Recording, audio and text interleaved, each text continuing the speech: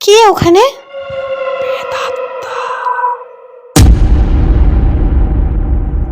এই পর্বটি নিষিদ্ধ পল্লী গল্পের দ্বিতীয় পর্ব। প্রথম পর্ব দেখতে হলে চ্যানেলে ভিজিট করুন। পিঙ্কি গলায় দড়ি দিয়ে ঝুলে পড়ার পর ওই পল্লীর এক মহিলা দালাল এলো। খব্বনাক একো কাকাকে বাবু এ মেয়েটাকে কিনলো আর এই মেয়েটা থেকে এই ঘটনা ঘটায়। আসু আসো শিগগির এদিকে আয়। কি হয়েছে দিদি?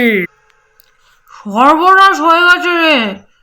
দেখ এই মেয়েটা এত বড় একটা দুর্ঘটনা ঘটিয়ে দিয়েছে। দিদি কোনো সাড়া শব্দ দিচ্ছে না, এ আর নেই, এখন কি করবে বলো?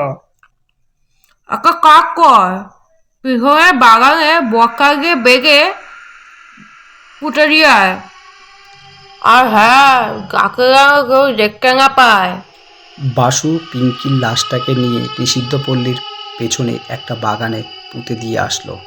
এরপর বেশ কয়েকদিন কেটে গেল। একদিন একটা কাস্টমার এলো সেই নিষিদ্ধ পল্লীতে। ম্যাডাম জি, একটা ভালো সুন্দর মাল পাওয়া যাবে? টাকার কথা একদম ভাববেন না। নিশ্চয় নিশ্চয়, কিন্তু 2000 টাকা লাগবে। दो क्यों, माल अच्छा होले 3000 देंगे। যান 10 নম্বর ঘরে গিয়ে বসেন, ঝাক্কাস দেখে একটা মাল পাঠিয়ে দিচ্ছি। কাস্টমারটি 10 নম্বর রুমে না গিয়ে সেই 11 নম্বর ঘরে যায়। আর এই 11 নম্বর ঘরেই পিঙ্কি গলায় দড়ি দিয়ে আত্মহত্যা করেছিল। কাস্টমারটা ঘরে গিয়ে বিছানায় শুয়ে অপেক্ষা করতে থাকলো। হঠাৎ করে দরজা বন্ধ করার আওয়াজ শুনতে পেল। কাস্টমারটা চোখ খুলে দেখলো বিছানার এক কোণে একটা মেয়ে পিঠ ঘুরিয়ে বসে আছে। সুন্দরী, আমার বুকে এসো শোনো। কাস্টমারটি সেই মেয়েটির পিঠে হাত রাখতেই চিৎকার করে উঠল। পিঙ্কির অশরীরী আত্মার ভয়ঙ্কর চেহারা দেখে। কি হলো স্যার, কোথায় যাচ্ছেন? আপনার মাল তো পুরো রেডি আছে। না না, আমার চাই না, আমার একটা কাজ মনে পড়েছে, আমাকে যেতে হবে, অন্য দিনে আবার হবে।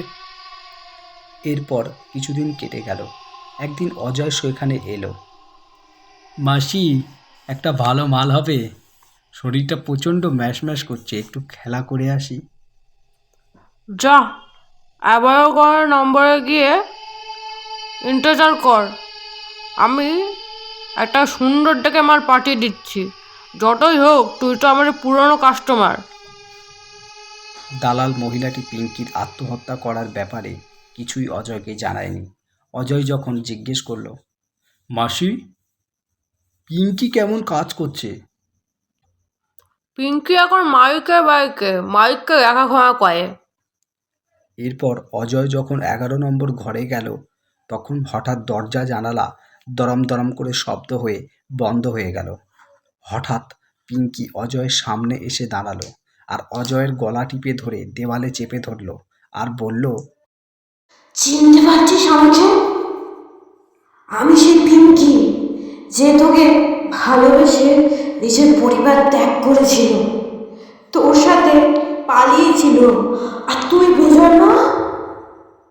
আমাকে এই নোংরা জায়গায় বেঁচে দিয়ে পালিয়ে গেলি শুধু শুধু শুধু কিছু টাকার জন্যে আমার জীবনটাকে নষ্ট করে দিলি।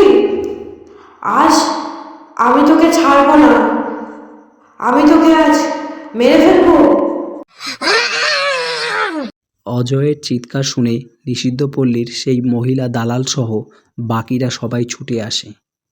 এসে দরজা ভেঙে ঘরে ঢুকে এক বীভৎস জিনিস দেখতে পায়। অজয় সারা শরীর ক্ষতবিক্ষত অবস্থায়, তার পেটের নাড়ি ভুঁড়ি সমস্ত কিছু বাইরে বেরিয়ে আছে। তার চোখ দুটো বড় বড় হয়ে বাইরে বেরিয়ে আছে। তার নাকে খামচানো, তার গলায় খামচানো, শরীরের সমস্ত জায়গায় খামচে খামচে, যেন কুকুরে খামচে যেমন করে খায় ঠিক তেমন হয়ে আছে। আর সেই সময় হঠাৎ পিঙ্কি তাদের সামনে উপস্থিত হয় এবং বলে, তোরা যদি ভালো চাস নিজেদের, তাহলে উঠেছিস সেখান থেকে বের করে আমার পরিবারের হাতে তুলে দে, তাহলে তোদের অবস্থাও ঠিক এরকমই হবে।